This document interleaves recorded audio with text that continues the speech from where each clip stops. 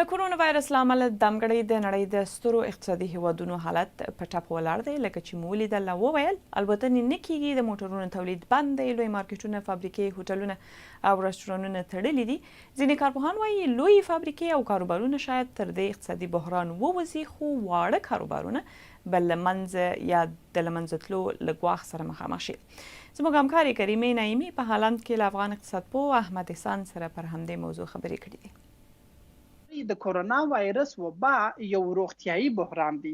دا د اقتصادي بحران سره فرق لري. اوس موږ د کورو څخه نسو وڅلی، تر کورو که ووځو که د کرونا وایرس وبا ډیر وخت ونیسي، تر هغه وروسته د اقتصادي بحران د اغیز سره مخامخ کیږو.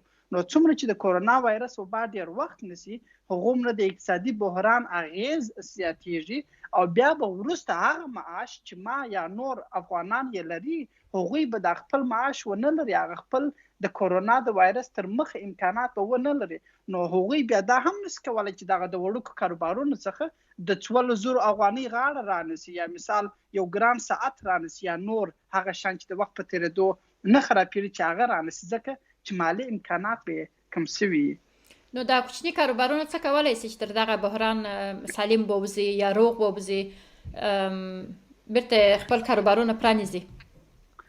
د وړوکو کاروبارو لپاره د لګښتو د مصارفو کمول تر ټولو مهم ټکی دی، چې دوی باید په یو ډول نه په یو ډول خپل مصارفو لګښت کم کړي، او که یې هوښیار کار کړی وي نو دوی باید په تیرو وخت کې پیسې سپمولی، عاید یې ټول کړي، څو د دغه رقم ایمرجنسي حالت، د دغه رقم بحراني حالت سره د مخامخ کېدو پر وخت یو څو پیسې ولري د احتیاط لپاره چې اوس یې حل کړي. او که دا ونه کړي نو بیا خبره راځي د مالي پالیسي ته، چې هغه د افغانستان د مالیې د وزارت کار دی، چې دوی باید د وړوکو کاروبارو دپاره مرسته وکړي. ګوري دوی 4.4 میلیارډ افغانۍ د کرونا وایرس د مخنیوي په پالیسي کې کاروي.